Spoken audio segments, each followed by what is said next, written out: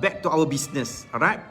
Malam ni saya nak kisahkan tentang nafkah anak.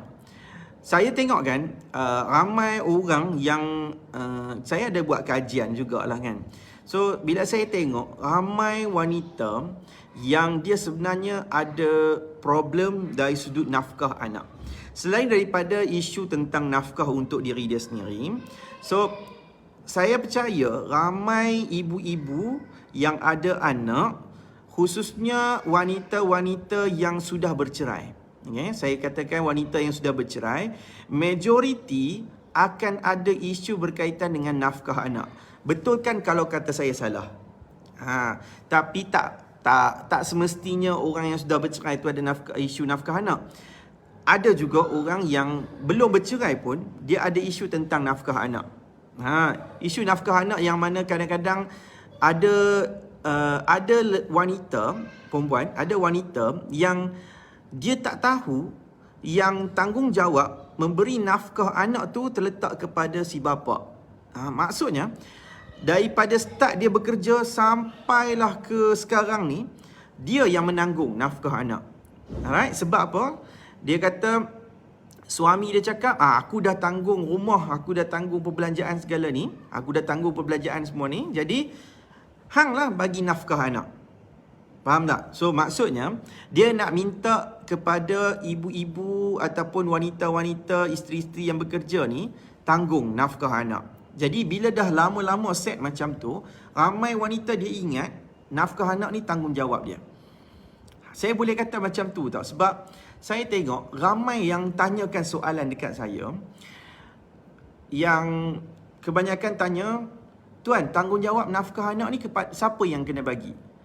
Faham tak? So saya kata macam, ada orang yang tak tahu lagi ke tentang tanggungjawab bagi nafkah anak ni adalah daripada bapa. Okay? So bapa yang perlu tanggung nafkah anak. Cuma satu je syarat dia.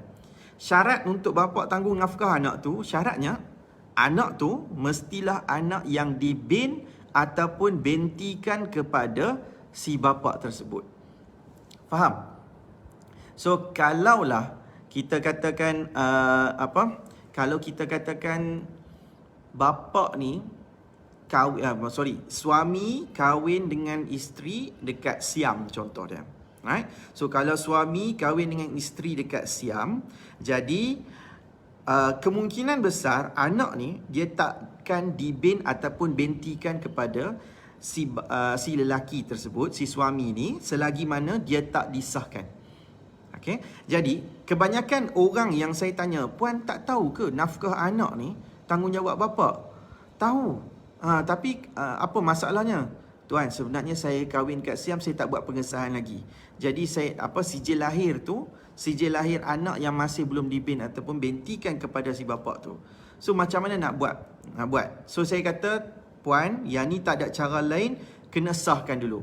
Sebab anak tak sah taraf, dia nafkah anak dia terletak kepada puan. Dia bukan terletak kepada laki tu. Walaupun laki tu memang yang bagi benih lah. Maksudnya yang memang kita rasakan yang tu suami. Tapi hakikatnya, bila tak didaftarkan, dia bukan dikira sebagai anak sah taraf. Okay? So, anak sah taraf sahaja yang si bapa ni perlu tanggung. Tu syarat dia. Alright. So, cerita tentang nafkah anak ni, perempuan, saya percaya cerita ni takkan berkesudahan. Alright. Long time ago pun saya ceritakan tentang nafkah anak ni, dia memang takkan ada penyelesaian yang boleh memuaskan. Kalau kita katalah kan, kita pergi ke mahkamah, kita nak tuntut nafkah anak. Alright, kita nak tuntut nafkah anak tu dengan kita rasa benda tu boleh memuaskan hati kita. InsyaAllah, saya boleh bagi tahu dia takkan puas. Okay, dia takkan puas. Sebabnya, dekat mahkamah, perempuan, kalau katalah kita nak tuntut nafkah, okay, dia mesti kita kena tahu satu perkara, akan ada ruang keadilan. Ruang untuk perbicaraan. Yang mana kalau kata anda sebagai ibu akan tuntut nafkah bagi mewakili anak.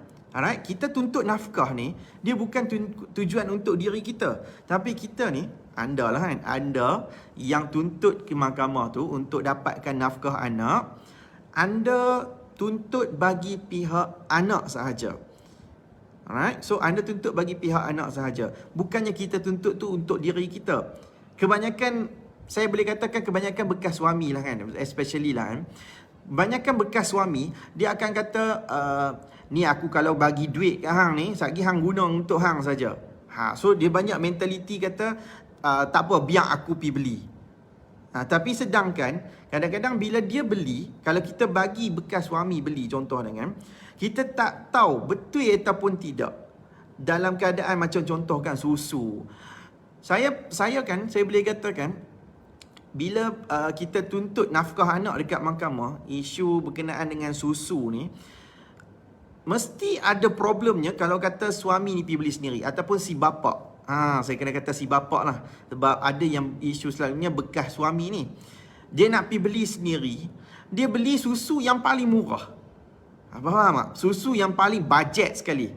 Kalau cerita dulu ni orang panggil apa? Susu Fernleaf, susu Dumex semua tu kan. So dia duk ingat sebab dulu aku baby dulu aku minum susu Dumex kan. Dia duk ingat masa zaman budak je. Katalah hampa minum susu apa? Kalau saya ingat lagi lah saya Dumex. Okay. So kita biar pergi beli macam tu. Sedangkan anak tak sesuai lagi. Jadi sebab dia kata, yang ni boleh lah. Aku dulu pun hidup macam ni juga. Tak boleh macam tu. Alright, susu formula dulu mungkin tak sama macam sekarang. Alright. So, kalau kata anak ni, kita tuntut nafkah anak, so isu susu mesti akan ada satu isu yang tak berkesudahan. Satu. Yang keduanya, kalau kata isu berkaitan dengan nafkah anak ni, kalau anda tuntut sagi, let's say lah, nak tuntut perbelanjaan bulanan tu 500, contoh dia. Okay? Kemudian si bapa ni tak bersetuju. Dia kata, tak boleh lah macam ni, saya ada hutang ni, saya ada kereta ni, saya ada rumah ni, semua tu. And then dia nak kata, saya boleh bagi berapa? Boleh bagi 100, contoh dia. Kan tak logik kan? Aku up sikit lah. Bagi 100.5. Apa jangan terkejut lah kan. Saya rasa benda ni boleh disahkan. Sebab saya percaya, ramai juga yang berlaku macam ni. Bekas suami bagi 100.5 saja untuk anak. Anak seorang kecil lagi.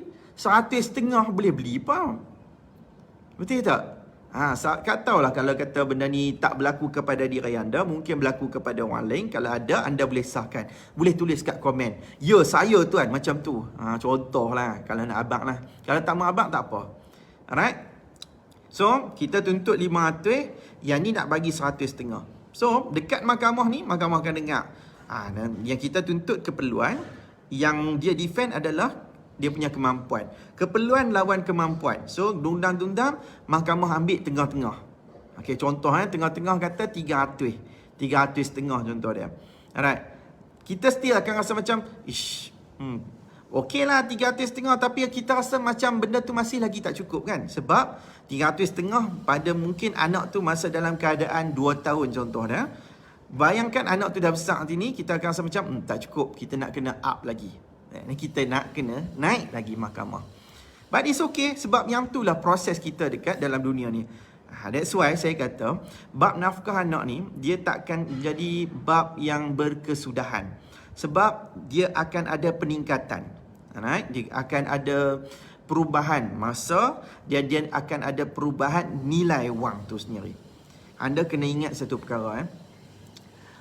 Nilai mata wang kita ni, RM1 sekarang, RM1 sekarang tak sama dengan RM1 10 tahun yang lalu. Siapa boleh sahkan? Betul ataupun tidak? RM1 sekarang tak sama dengan RM1 dulu. Betul kan? Even mata wang kita pun, kalau kata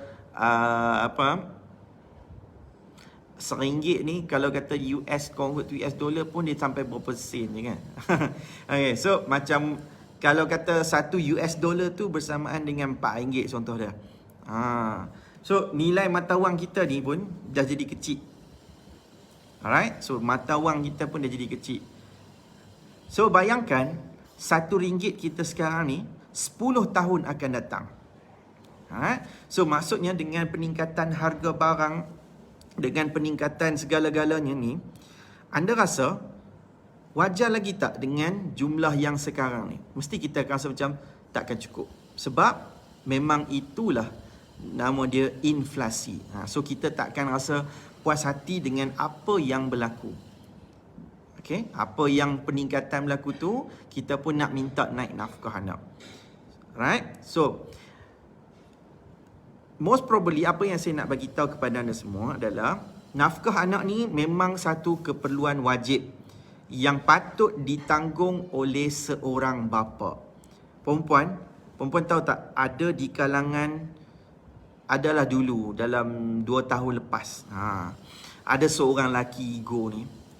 Saya boleh kata dia lelaki ego lah. Dia kan saya selalu posting, saya selalu buat live, saya selalu buat penulisan. Jadi ada orang PM, okay? Dia PM perempuan, saya ingatkan dia nak tanya, tapi dia kata apa ni? Saya cabar, dia kata bagikan satu dalil berkaitan dengan nafkah anak dalam Quran. Saya kata dalil dalam Quran, ya betul, dia takkan ada yang tepat itu, tapi kena ada dalam hadis. So kita ceritalah, saya bagilah segala-gala peruntukan, segala dalil sebagainya tu kan. Still ada orang yang macam ni, dia kata tak, mana ada yang ni tak macam ni. So dia bukan nak bertanya sangat, tapi dia lebih kepada nak ajak debat lah dan sebagainya. So saya rasa macam buang masa tau kalau kata nak cerita yang macam ni. Alright. Ramai orang kata kat saya, tuan, bekas laki saya ni jenis pandai cakap, jenis nafkah anak ni aku suka, dia nak cakap apa lagi, dia mesti ada argument dia. Mesti ada benda yang dia kata, yang ni lah ustaz ni kata lah apa. So dia akan ada isu lah, dia akan nak bagi dalil saja. So orang jenis macam ni, percayalah, dia mesti akan lari punya. Dia akan lari daripada tanggungjawab dia. Kalau seorang lelaki yang dia nak kahwin, dia akan tahu, aku dah kena prepare untuk nafkah anak. Nafkah anak ni adalah satu kewajipan. Dia kena set dalam minded dah. Nak ada anak, nak kahwin, dia akan ada possibility ada anak. Okay? Alright. Yang tu, kalau katalah berlaku kepada anda semua, berkaitan dengan nafkah anak ni, kalau anda tak dapat, alright, bekas suami tak bagi, jadi apa yang anda perlu lakukan adalah anda kena nilai dulu. Kena tahu berapa perbelanjaan. Kena kira perbelanjaan anak setiap bulan berapa. Dari sudut makan, dari sudut makan minum, dari sudut perbelanjaan, mungkin pendidikan, tuition, apa lagi perbelanjaan bulanan. Macam-macam lah. Hampa boleh catat sendiri sebab hampa yang ada anak kan, hampa lebih tahu. Ada orang anak dia mungkin dia lebih sikit sebab ada isu kesakitan, so dia ada perubatan yang tertentu. Ada orang yang daripada awal perkahwinan tu anak dia memang dihantar ke sekolah tadika bulanan yang bayar bulanan tinggi, okay? So yang tu pun boleh jadi juga. Ada orang yang perbelanjaan susu dengan pampers dia tu, susu khasnya dia ada susu yang spesifik untuk anak tu. Okay, jadi setiap orang dia mesti akan ada different punya perbelanjaan untuk setiap anak. Setiap anak mesti akan ada dia punya perbelanjaan yang sendiri. Okay, so anda kena catat berapa perbelanjaan untuk anak tu setiap seorang. Catat je dulu. Dengan mencatat, anda akan tahu, okey, berapa. Anda akan nampak terbuka sikit. Alright, sebab nafkah anak ni, dia bermula dengan kita mengambil tahu dulu berapa perbelanjaan anak tu setiap seorang. So, saya cerita tentang perbelanjaan ni, hampa kena ingat yang keperluan je lah. Okey, jangan benda yang berkaitan dengan kehendak. Dia ada beza keperluan dengan kehendak. Keperluan ni, maksudnya, kalau kata tak ada, dia akan mendatangkan mudarat. Kalau kata kehendak tak dapat, yang tu tak jadi apa-apa. Okay? Contoh dia, macam susu. Susu kan keperluan. Makan minum kan keperluan. Betul? Okay? So, nafkah anak is all about keperluan. So, lepas catat, yang keduanya hampa kena simpan resit. Ramai orang dia tak simpan resit, perempuan. Okay? Simpan resit. Perempuan, saya kalau kata pergi beli barang kat Maidin ke semua tu kan, saya kalau kata dulu nak simpan resit ni dia payah. Sebab standard simpan dalam beg duit, lepas tu hilang. Apa kita ronyok lah. Kadang-kadang duduk dalam poket ni, sekali basuh sekali habis resit tu. Ataupun kita terhilangkan. Kadang-kadang lepas beli barang tu kita buang je resit tu kan. Alright? Tapi percayalah, setiap pembelian, khususnya pembelian untuk barang-barang isi rumah, okay? Pembelanjaan rumah, beli barang keperluan anak dan sebagainya, simpan resit tu. Okay? Simpan resit tu untuk anda buktikan kelak dekat mahkamah. Yang keduanya untuk kita tahu juga berapa pembelanjaan kita. So cara dia, kalau hampa nak tiru, hampa tiru. Cara aku senang je. Aku beli satu kotak, okay? Satu kotak kerah. Saya tak pakai kotak lain, saya pakai kotak kerah yang orang macam bentuk hadiah tu. Alright.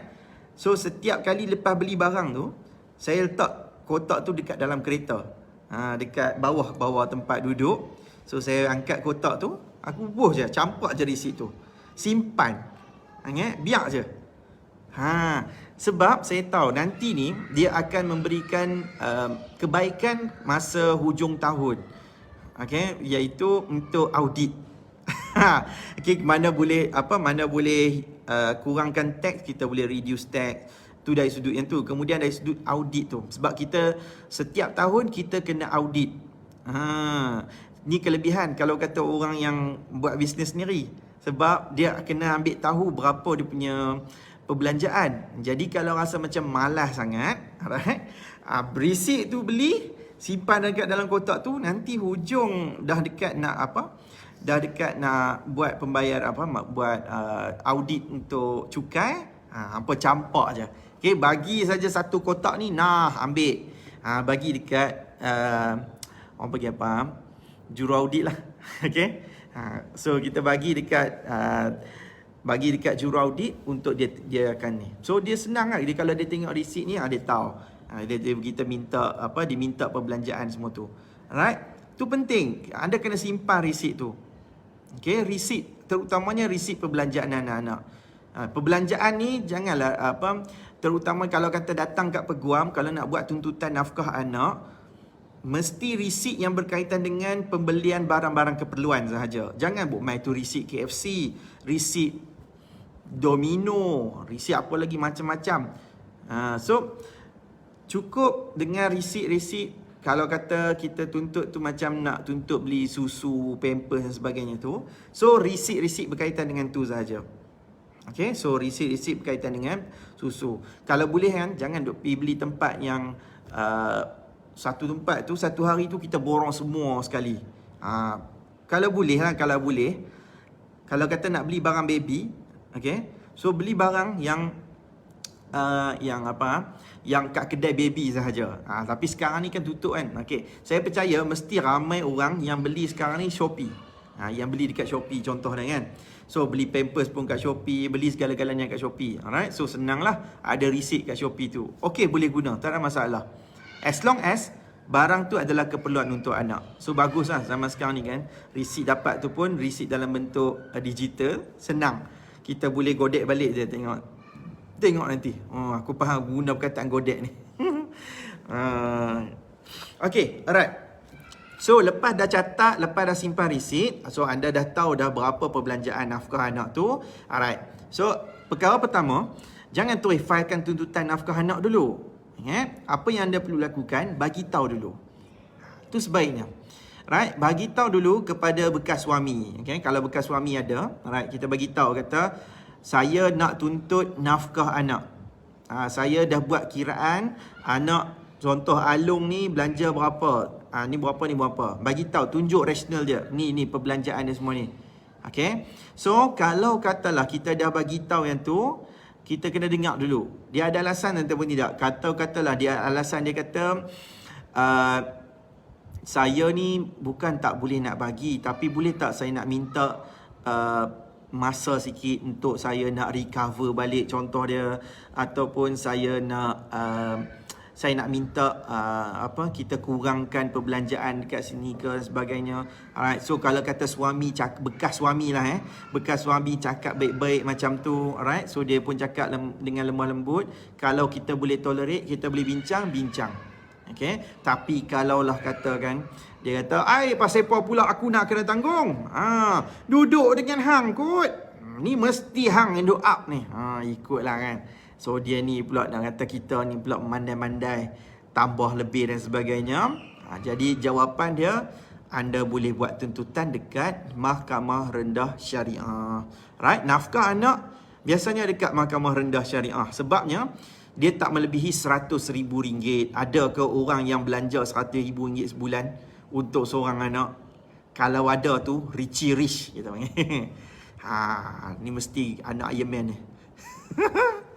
Okay, so kalau nafkah anak, anda kena buat tuntutan tu dekat Mahkamah Rendah Syariah. Okay, cukuplah dekat Mahkamah Rendah Syariah. Jadi kalau nak buat tuntutan tu, dia mesti kena ada preparation untuk nafkah anak.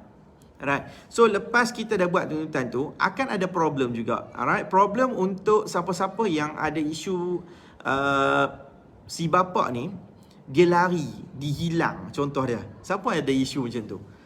Nak tuntut ni, tapi si bapa tu tak tahu pergi mana, contoh dia. Ataupun dia ada, tapi dia tak bekerja langsung.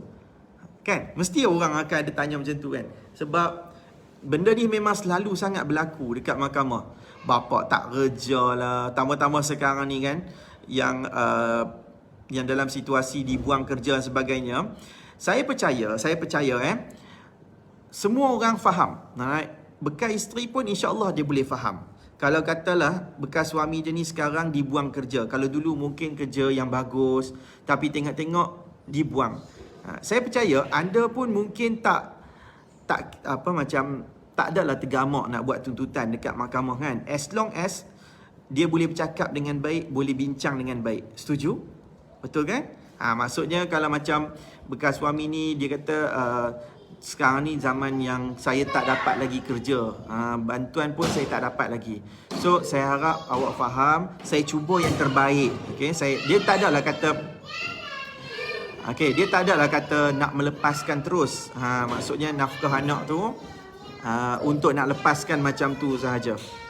Okay? Tapi dia minta kita peluang, ruang sekejap untuk nak bagi. So maksudnya mungkin kita boleh tolerate. Juga Aryan, Safia, tolong naik atas sekejap. Abang Aryan. Okey, macam ni lah ada anak kecil kat rumah. Okey. Alright. Sorry perempuan So, isu berkenaan dengan nafkah anak ni, ada problem kalau kata yang bapa tak kerja langsung.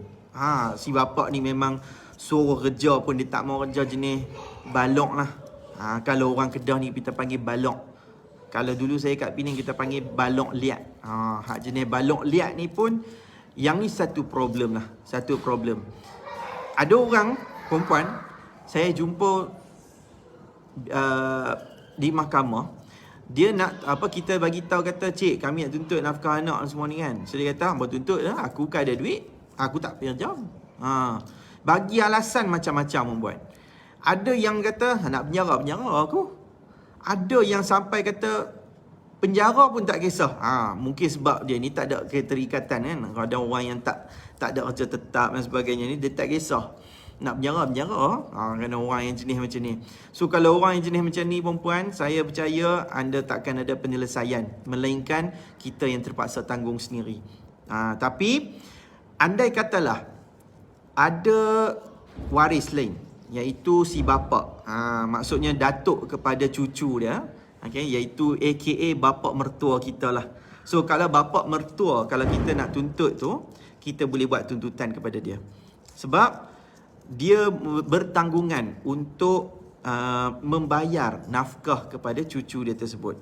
Cuma dia bukan bukan menjadi kewajipan dia, tapi kita macam meletakkan dia sebagai penanggung yang baru, tapi dia akan dikira sebagai pemiutang. Faham tak? Maksudnya macam kita tuntut dekat bapa mertua, contohnya. So bapa mertua ni terpaksa tanggung, tapi dia akan claim jumlah yang dia tanggung cucu dia tu kepada anak dia nanti. Faham tak? So dia macam bekas suami kita tu dia berhutang dengan bapa mertua dia. Sama juga kalau kata keadaan bapa mertua ataupun datuk kepada cucu ni dah tak ada. Tapi ada bapa saudara, iaitu adik-beradik lelaki kepada suami, bekas suami. Katalah bekas suami ni tak mampu, bapa mertua pun tak ada. So ada adik-beradik lelaki. Okay? Jadi adik-beradik lelaki ni dia boleh dituntut kepada dia, tapi kalau dia tak mau bayar, okay, yang tu tak jadi kewajipan kepada dia. Kalau lah katakan dia bayar, jadi dia bekas suami ni berhutang dengan adik-beradik tersebut. Let's say lah macam keadaan macam tu. Saya percaya ramai orang yang ada isu macam ni. Alright? Yang ada isu bekas suami tak boleh nak bayar. So dia kita nak tuntut kat bapa mertua pun dah meninggal, ada adik-beradik. So ada orang tanya, boleh tak saya nak tuntut dekat abang dia ke, dekat adik laki dia ke? Boleh kita tuntut, tapi kalau dia tak mau bayar tak jadi apa. Sebab bukan tanggungan dia sangat-sangat sebenarnya nak bayar tu. Cuma dia menjadi satu kewajipan untuk dia juga dari sudut hukum sebenarnya, daripada hukum syarak lah. So dia kena tanggung lah sebab dia juga adalah ahli waris. Kalau kata kematian saudara dia ni, so dia akan ada possibility menjadi waris juga. So dia kena tanggung. Tapi kalau dia tak mau tanggung, dia bagi tahu kata saya pun tak berkemampuan dan sebagainya. Jadi dia tak, faham tak? Dia takkan berkesudahan. Dia takkan ada penyelesaian kalau orang lain pun tak mampu dan sebagainya. Jadi cara dia memang kita berbalik kepada diri kita sendiri juga. So lebih kepada kesedaran lah. Ada orang perempuan yang macam tu, dia tak kisah pun kalau kata nak kena sumbat penjara, tak kisah. Kalau kata dia ada harta, kita boleh sita harta dia. Okay, kita boleh mohon untuk sita harta dan kemudian boleh diminta untuk macam cagaran ke sebagai balasan untuk membayar hutang tersebut.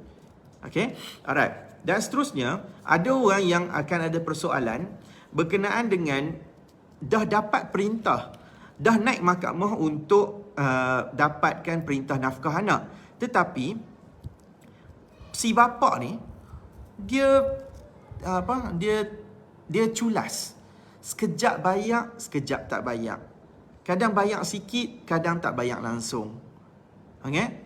Kadang selang 2 bulan baru dia bagi pula.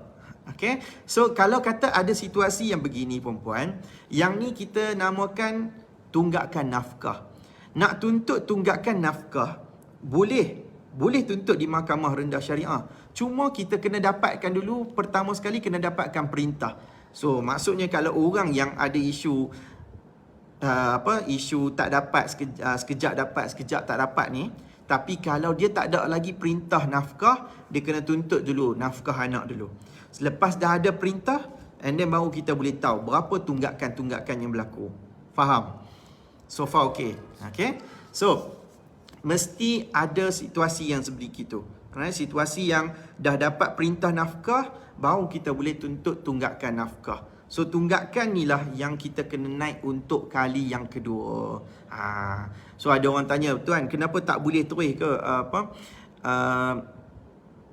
macam sekali naik sahaja?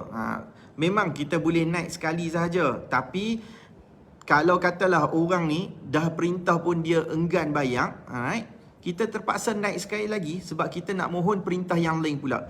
Nama dia perintah tunggakan, nak minta mahkamah perintah bayar hutang. So dia jadi benda lain. Satu perintah nafkah, satu lagi perintah hutang nafkah. Dia dua yang benda yang berbeza. So kita terpaksa naik sekali lagi. Okay, itulah proses perundangan. Alright. So saya rasa eloklah. Apa pun mesti ada tanya soalan kan. Okay, sekarang baru saya akan ambil soalan. Ui, aku tak ada tengok ni. Alright. Puan Izzara Insyirah. Tuan, biasa tuntutan nafkah anak berapa lama boleh selesai ya? Okey, tuntutan nafkah anak dia macam ni. Kalau katalah kan benda ni berlaku perbicaraan, maksudnya suami ni ataupun bekas suami ni dia tak setuju dengan tuntutan kita, kita pun tak setuju dengan tawaran dia. Contohnya kita tuntut 1,000, tapi dia tak mau bagi 1,000. Dia kata aku boleh bagi setakat 500. So kita pun tak setuju 500. Alright? So kita ada proses yang akan berlaku perbicaraan. So kita nak kena melalui proses soal utama, soal balas, nak bukti, nak hujah dan sebagainya. kalau katalah berlawan macam tu, saya boleh kata mungkin akan capai setahun. Ada orang setahun setengah, ada orang kurang daripada setahun. Sebab proses perbicaraan. Tapi sebenarnya perempuan, dia boleh naik turun mahkamah tu sebenarnya tak adalah sampai 10 kali naik macam tu pun. Kadang-kadang 5-6 kali pun insya-Allah dah boleh selesai. Okay, 5-6 kali pun sebenarnya dah boleh selesai. Tapi disebabkan kadang-kadang tunggakan tu, hari yang kita nak kena naik tiba-tiba tunda. Faham tak? So yang tu yang kadang-kadang jadi yang tu yang kadang-kadang jadi tunggakan, jadi jadi tertunda, jadi lambat dan sebagainya. Okay. So saya boleh kata macam tu lah puan.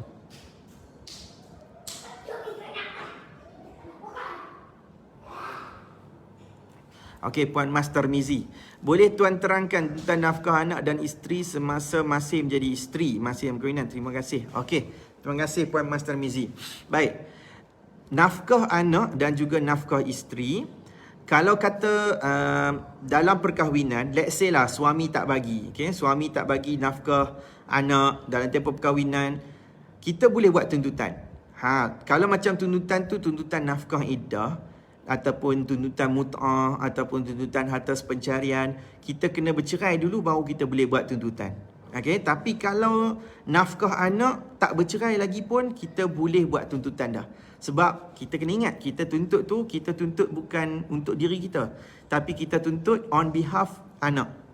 Okay? Sebab anak tak capai umur 18 tahun lagi, kita tuntut bagi pihak dia sahaja.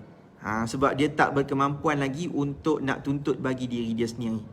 Alright? Tapi kalau untuk nafkah isteri, let's say lah isteri, kita tak mau cerai tapi kita nak nafkah sahaja kan. So katakanlah kita nak bagi ada satu perintah yang tetap, berapa nafkah untuk diri kita sendiri sebulan, seorang isteri, kita masih boleh buat tuntutan dekat mahkamah.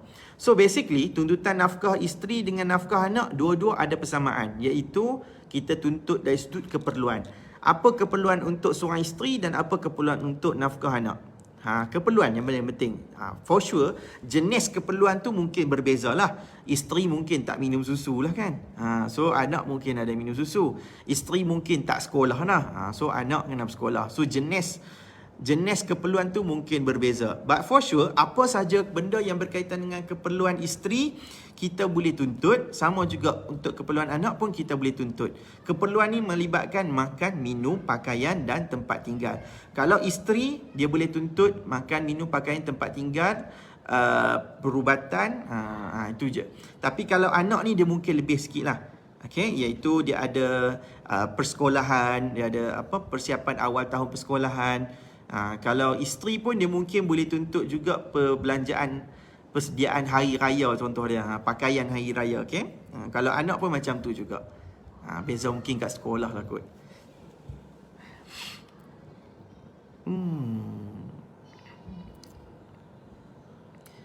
Puan Laili kata, tapi tuan PKP ni lagi lambat. Betul.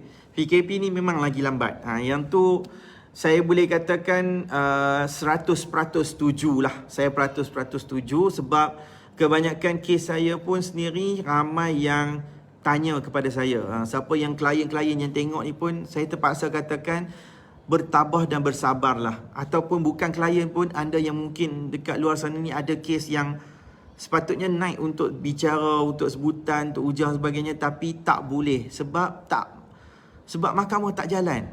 Faham tak? Sebab mahkamah tak jalan, jadi tak boleh nak buat apa-apa sekarang ni. Mahkamah bagi tahu kata akan dijadualkan semula. Sebab mahkamah syariah ni perempuan, satu je. Mahkamah syariah ni dia duduk di bawah negeri. Okay, dia duduk di bawah negeri-negeri.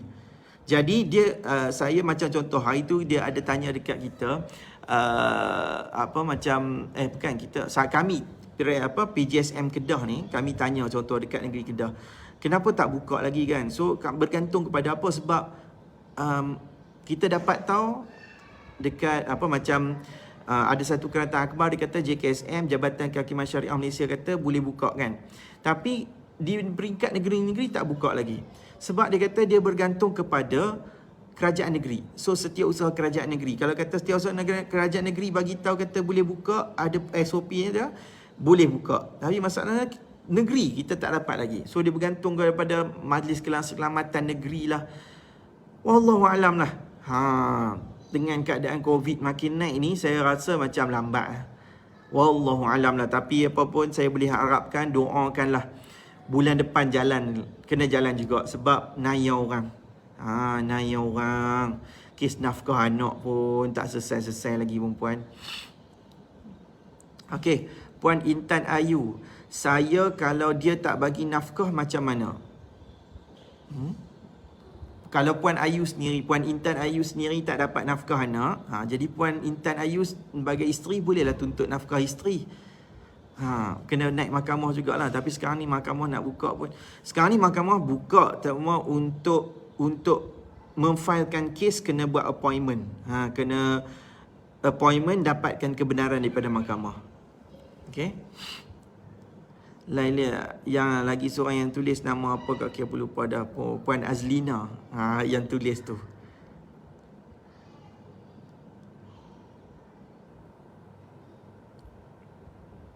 Okey, Siti Nur Azira. Lepas dapat perintah 2 kali je anak-anak dapat nafkah. Ini dah dekat 5 tahun dah tak dapat nafkah anak-anak. Jadi memang patutlah buat tuntutan tunggakan nafkah. Okey, so boleh buat tuntutan nafkah tersebut. Tunggakan ni kalau kata siapa yang nak lantik peguam boleh lantik peguam. Tapi kalau rasa macam tak mampu nak lantik peguam, anda kena pergi dekat nama dia Bahagian Sokongan Keluarga. Okey, nama dia BSK. Bahagian Sokongan Keluarga ni dia boleh buat tuntutan tunggakan. Dia memang khas untuk tuntutan tunggakan nafkah sahaja. Okey, nafkah sahaja.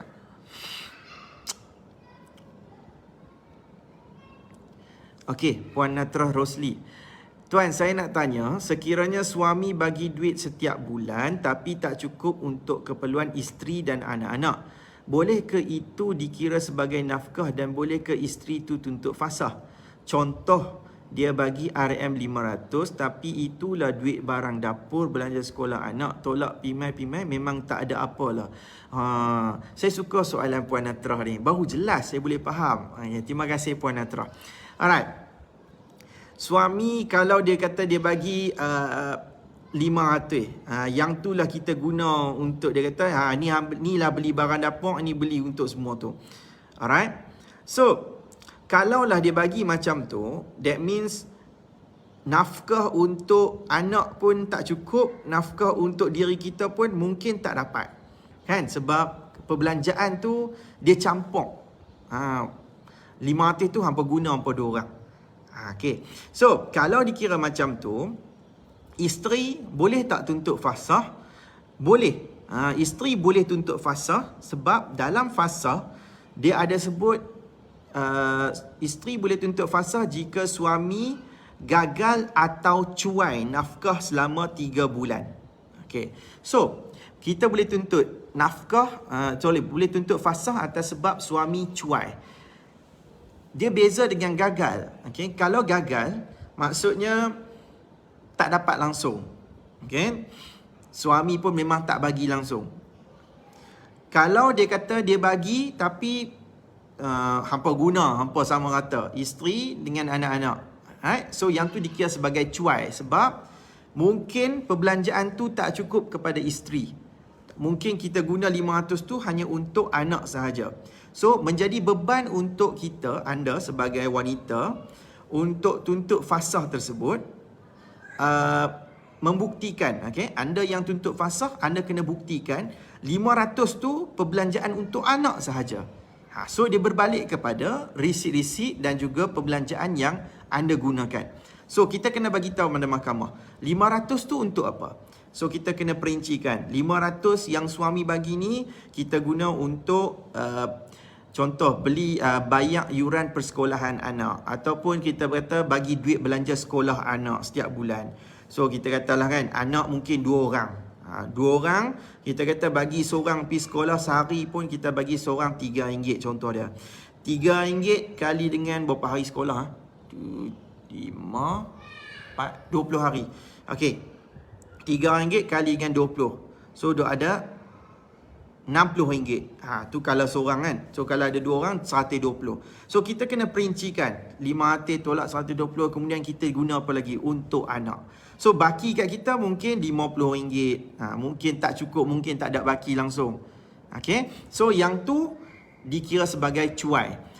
Right? So tapi andai katalah dia bagi RM500, tapi dalam RM500 tu untuk perbelanjaan beli barang sahaja, beli barang dapur. Tapi sebab rumah pun dia dah bayar, sewa ke ataupun beli pun dia bayar, bil-bil semua pun dia bayar. Apa lagi ya? Pakaian semua pun dia beli, okey. Bagian tempat ni. Okeylah. So dia hanya bagi duit 500 tu, dia kata yang ni untuk beli barang dapur. So kita beli guna untuk suami, beli untuk satu rumah lah. Okey, suami, isteri, anak-anak. So 500 tu katalah untuk beli barang dapur, beli barang rumah sahaja. Termasuk dengan perbelanjaan untuk isteri sendiri. Maksudnya macam nak beli makeup ke apa semua tu kan. 500 tu lah include. Alright? Yang tu tak dikira sebagai cuai. Sebab dia dah menyediakan rumah, dia dah bayar segala bil, keperluan dan sebagainya. So 500 tu hanya untuk yang tu tak boleh dikira sebagai cuai. Yang tu kalau nak tuntut fasah, besar kemungkinan benda tu akan ditolak. Sebab sukar untuk nak buktikan kegagalan tersebut. So apa yang kena buat adalah dia kena buat tuntutan nafkah diri dulu. Isteri kena tuntut dulu nafkah diri dekat mahkamah. Kalau kita tak puas hati tentang nafkah, kena tuntut dulu nafkah diri dekat mahkamah. Berapa saya nak setiap bulan? Tu cara dia, right? So far okay, Puan Natra, soalan saya? Soalan pula dah. Jawapan saya lah. Okey, Puan Tijah Din. Puan Tijah Din tadi ada daripada awal dia nak tanya dah. Puan Tijah orang baru So selamat datang Puan, terima kasih banyak-banyak. Okey. Saya ada sahabat dah cerai 6-7 tahun. Sahabat saya cerita, bab nafkah anak memang culas. Kalau sahabat saya minta nafkah anak, dia tak bagi. Siap sahabat saya ni merayu untuk nafkah anak. Baru dia bagi. Okey. Bekas suami sahabat saya buat sahabat saya ni macam pengemis. Pergi mahkamah dah banyak kali tapi masih culas nak bagi nafkah. Jadi saya nak minta pendapat atau penerangan Tuan Fahmi apabila situasi macam ni berlaku. Satu saja jawapan dia. Jangan tanya banyak, file je nafkah anak nanti. Sebab orang ni kalau dia tak kena sound, dia tak kena diperintahkan, tak ada benda yang ada orang suruh bayar, dia mungkin tak bayar.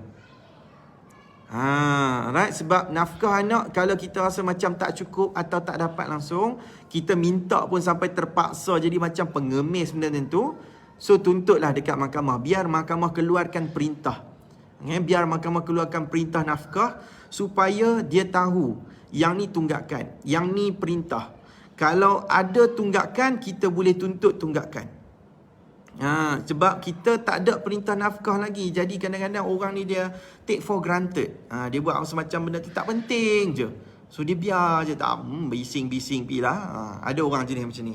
So sebab kadang-kadang yang bising tu kita kan, orang yang tak ada kaitan. Tapi kalau mahkamah bagi perintah, dia buat macam tu juga, dia silap besar, nanti dia akan kena ada tindakan undang-undang. Okay, tu jawapan dia. Jangan segan untuk datang ke mahkamah.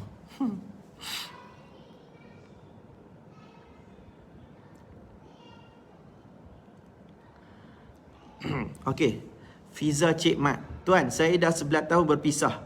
Bolehkah lagi tuntutan nafkah anak-anak dari bapaknya? Dulu pernah nak buat tapi macam susah. Apa yang nampak sekarang, ekonomi bapak mereka dah okey, dah kahwin lain tapi nafkah untuk anak-anak tak ada. Boleh tuntut lagi ke? Puan tuntut nafkah anak-anak bukan sebab tempoh puan bercerai tu dah lama. Dia ada beza kalau kata 11 tahun dah bercerai, lepas tu baru nak tuntut mut'ah. Yang tu hak puan. Okay? Tapi kalau untuk anak, cerai pilah berapa tahun sekalipun, selagi mana anak tu anak kepada si bapak ni, puan boleh buat tuntutan. Okay? Boleh buat tuntutan. Tak ada masalah. Sebab yang tu anak dia. Dia mesti kena pastikan yang tu anak sah taraf kepada dia sahaja. Okay? Yang tu, kalau kita tuntut tu, kita tuntut on behalf sahaja. Tapi andai kata anak ni mungkin dah umur 18 tahun, dia dah birthday dia, masuk 18 tahun, So dia kena buat tuntutan sendiri. Kita dah tak boleh buat tuntutan bagi pihak dia. Okey? Tapi kalau kata anak ni bawah daripada 18 tahun, masih lagi sekolah, masih baby dan sebagainya, so kita boleh buat tuntutan bagi pihak dia. Kita tuntut on behalf sahaja. Right? So kalau dia dah kahwin lain, yang ni satu problem, iaitu mungkin ada isu berkenaan dengan pengurangan dan sebagainya. Dia kata dia ada tanggungan lain. Tu yang saya heran. Orang ni kalau dah tahu kata tak mampu nak kahwin, ada anak, fokus ke anak je lah. Ataupun kalau kata nak juga kahwin, jangan sekadar bagi alasan, carilah pendapatan lebih. Dia antara dua sahaja. Sama ada kita kurangkan kos ataupun kita tambah pendapatan. Tu je. Kan? So kalau nak kahwin lagi, nak kahwin seorang lagi, poligami ke ataupun dah bercerai nak kahwin yang baru ke, kita ada tanggungan sedia ada. Kita tak boleh lepaskan tanggungan sedia ada macam tu. Mungkin kita punya perbelanjaan kita makin naik. So kalau perbelanjaan makin naik, of course kita punya pendapatan kena makin naik. Takkan kita nak kurangkan pendapatan kita.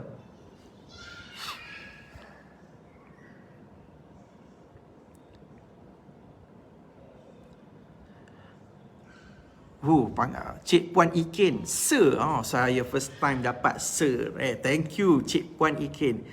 Yes ma'am. Macam mana lau dalam perintah mahkamah hanya tulis ikut kemampuan suami? Umumnya ikut kemampuan suami. Maksudnya puan dah ada perintah mahkamah. Dalam perintah tu perbelanjaan bulanan bergantung kepada kemampuan suami. Kalau kata macam tu, saya rasa puan terlalu umum dan yang ni akan menjadi prejudis. Sini saya sebut sebagai menjadi prejudis kepada anak-anak. Apa maksud prejudis ni? Menjadi perkara yang tak baik lah kepada anak-anak. Alright. So apa yang perlu dilakukan adalah buat ubah perintah. Alright. Sebab kalau kata atas kemampuan, sagi bagi, sagi tak bagi, sagi bagi lebih, sagi tak bagi langsung, kadang bagi kurang. Betul. So benda tak ada ketetapan ni benda yang tak bagus. Even dekat bank pun, ada tak bank bagi tahu kata ni bayarlah kereta ni ikut kemampuan. Hampa yang duk pinjam tekun ke, amanah ikhtiar ke, ada tak bayarlah ikut sekadar kemampuan? Tak ada. Dia ada bayar bagi tahu berapa setiap bulan dan sebagainya. Macam tu baru kita boleh ada disiplin untuk membayar. Betul kan? So, macam mana kalau kata dia tulis tu atas ikut kemampuan, of course kita kena buat permohonan ubah perintah. So, kena naik sekali di mahkamah, buat tuntutan saman ubah perintah nafkah anak. Kalau katalah dalam perintah tu tak jelas. Tak jelas berapa kena bayar setiap bulan tu. Kalau katalah perbelanjaan hari raya tu, perbelanjaan hari raya pun kita rasa macam benda ni tak cukup, tak jelas sebagainya, pun kita boleh buat juga. Alright? Puan Intan Ayu, saya minta tapi dia tak mampu. Kan? Macam itulah saya cakap. Dia takkan ada kesudahan. Kalau mahkamah perintahkan pun, kan hari dia kata tak mampu dan sebagainya. Okey, Puan Azian Abdul Halim. Nak apply permohonan kena isi online ke tuan? Alright, permohonan tu kena buat saman, kena buat tuntutan. Nak buat benda ni, dia mesti melalui prosedur, mesti melalui saman yang tepat lah. Alright. Saya macam ni Puan Azian, saya berterus terang dan perempuan semua, untuk nak buat tuntutan nafkah anak ni, kalau kita dah tahu daripada awal bekas suami contoh dia memang tak mau bagi sebagaimana yang kita tuntut. Alright. So maksudnya macam kita dah minta kat dia, kita nak 500, tapi dia kata aku tak lah, aku boleh bagi tekan 100, 100 setengah aja. So kita dah tahu daripada awal yang dia takkan nak bagi, dia nak lawan lah. So dia tak mau setuju. Nasihat saya, lantik peguam daripada awal. Sebab anda kena draft saman tu dengan betul. Kalau silap buat saman tu, nanti ni anda nak kena naik berapa kali untuk buat pindaan dan sebagainya.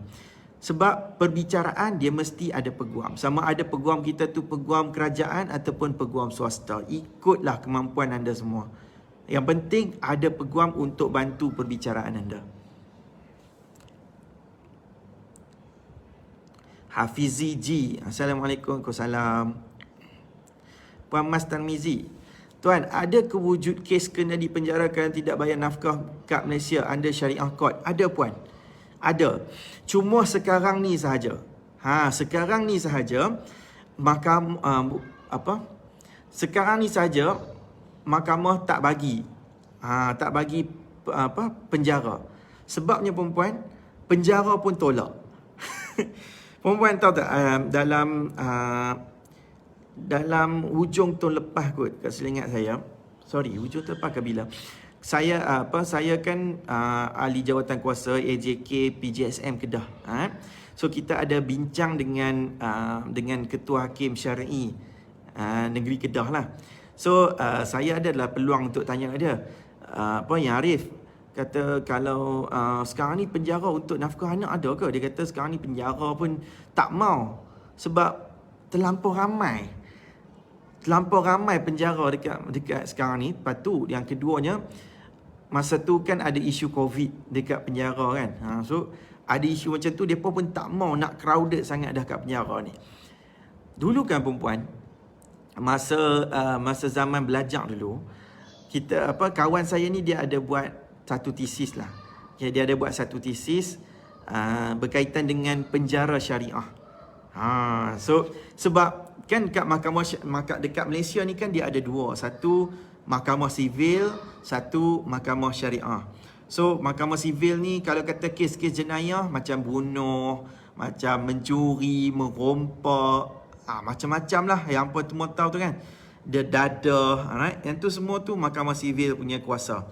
So kalau katalah mahkamah sivil punya jenayah, alright, kenapa kita tak buat pula penjara syariah? Maksudnya untuk kes-kes jenayah syariah kita buat penjara syariah.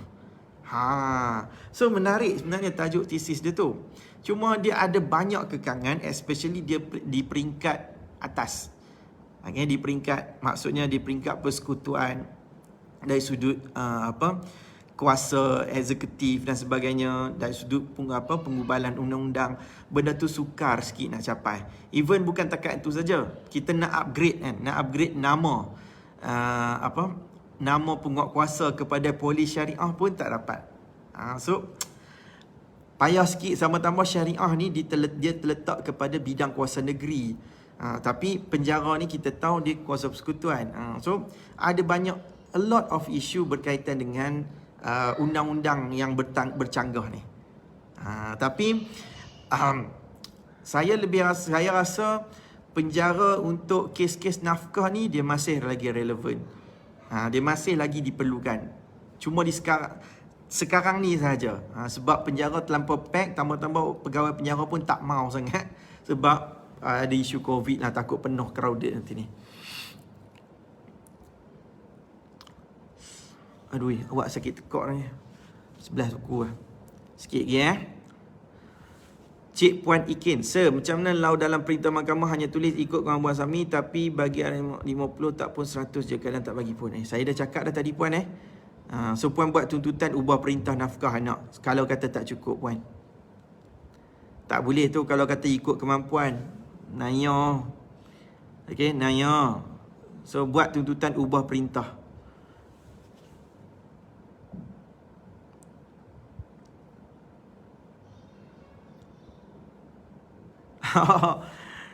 Oh, Puan Nazira, terima kasih lah. Puan Nazira ni adalah bekas saya punya klien kan, untuk kes jagaan dan kes nafkah anak.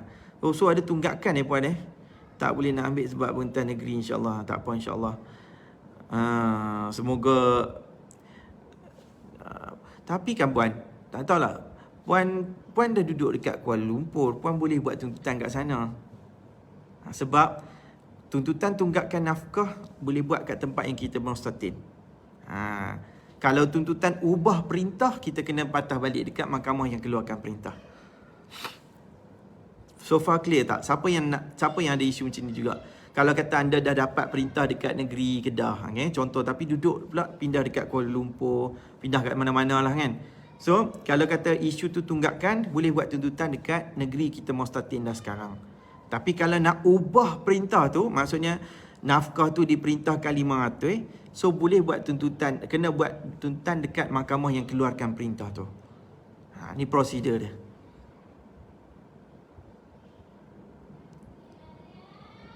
Tu Afifah Easy, ada tim Tuan Fahmi kat Sabah ke?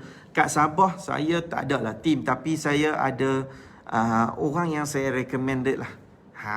Orang yang saya boleh kata best friend, bagus juga. Nama dia Tuan Sufian. Tuan Sufian duduk kat Kota Kinabalu puan. Dia kurang dekat sini. Kalau siapa suka tengok TikTok, saya promote TikTok dia. Apa nama tah dia punya tu? Apa try lah tengok, tulis Tuan Sufian Peguam Syari'i. Dia cakap Sabah. Siapa yang duduk kat Sabah lah, dia memang kaki TikTok.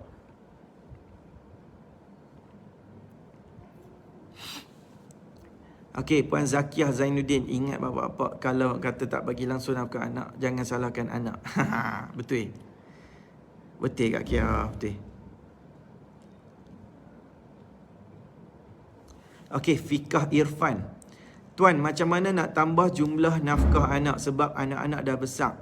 X bagi RM400 untuk 3 orang anak. Kalau Puan Fikah dah ada perintah, dah ada perintah, jadi Puan kena buat ubah perintah.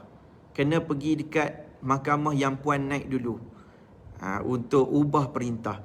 Tapi kalau Puan tak pernah lagi ada perintah, tak pernah lagi masuk mahkamah untuk buat tuntutan nafkah anak, jadi Puan kena buat dulu tuntutan nafkah anak dekat Mahkamah Rendah Syariah.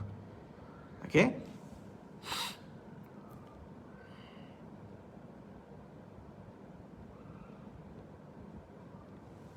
Okey, Ain Widuri. Apa tindakan yang akan dikenakan kepada bekas suami yang masih gagal membayar nafkah anak walaupun perintah tunggakan telah dikeluarkan? Adakah tindakan undang-undang atau sebagainya? Alright. Ni yang saya cakap tadi puan.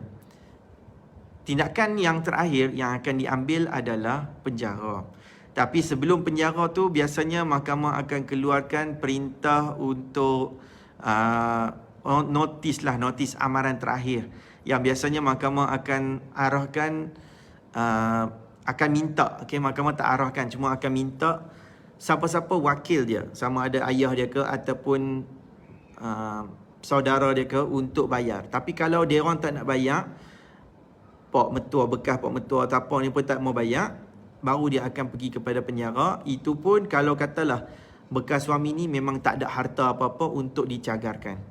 Kalau dia ada harta untuk dicagarkan, yang tu boleh lagi disita harta, dijual, diperintahkan jual harta untuk bayar nafkah anak, tunggakan dan sebagainya. Tapi kalau kata tak ada apa langsung, siapa pun tak boleh nak tolong bayar bagi pihak yang tu, jawapan dia yang terakhir penjara.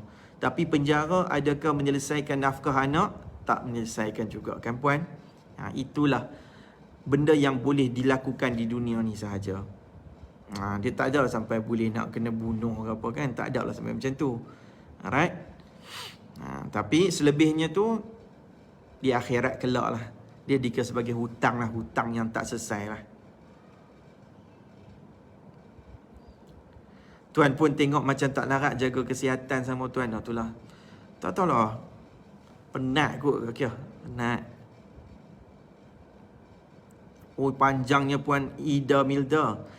Baru berkelai pasal ni dengan X tunggakan nafkah bulan sudah pun duk tertunggak bayar ansuran, siap belagak lagi, niat nak report minta sumbat masuk dalam je.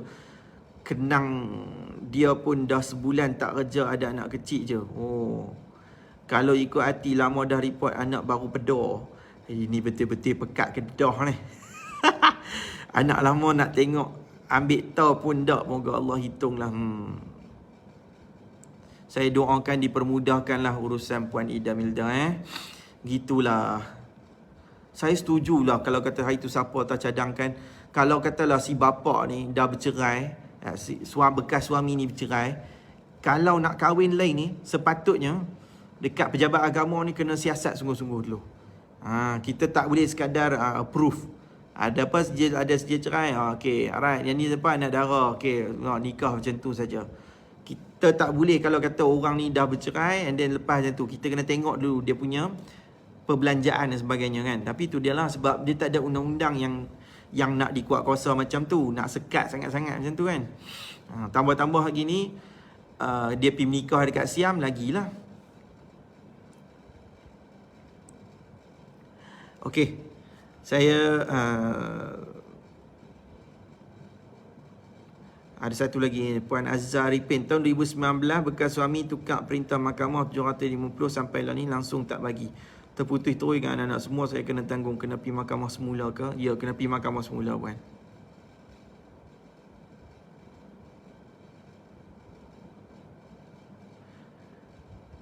Okey, alright. Saya letih lah perempuan. Saya dah penat dah sikit.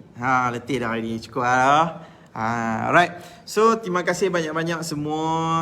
InsyaAllah esok saya akan cuba untuk bersiaran lagi. Dan insyaAllah saya sebenarnya saya nak tanya kepada semua nanti. Ini saya akan buat satu posting. Saya nak tanya kepada anda semua. Okay, saya nak minta pandangan daripada anda semua. Apa tajuk? Apa tajuk yang anda suka saya nak ulas? InsyaAllah esok saya akan postingkan benda tu. Hampa boleh komen kat situ nanti ni. Saya minta lah hampa boleh bagi tahu lah pandangan apa yang hampa teringin nak tahu. Hampa mungkin tak pernah dengar lagi lah. Okay? Alright, itu saja daripada saya. Saya mohon ampun dan maaf kalau ada salah dan silap. Dan sorry malam ni saya tak boleh nak menyanyi. Saya penat. Tapi saya dah berlatih lah. Siang tadi lah, tiba-tiba malam ni saya rasa penat. Saya menyanyi, saya duk berlatih tadi lagu The Massive, Cinta Ini Membunuhku. Kau membuatku berantakan. Kau hancurkan aku dengan sikapmu. Itu. Okay, alright. Sikit lah, lagi saya nak berlatih lain lah. Okay, itu saja daripada saya. Mohon ampun dan maaf. Aqul qawli hadza wa nastaghfirullahal azim li wa lakum. Assalamualaikum warahmatullahi taala wabarakatuh. Jumpa esok malam. Bye bye.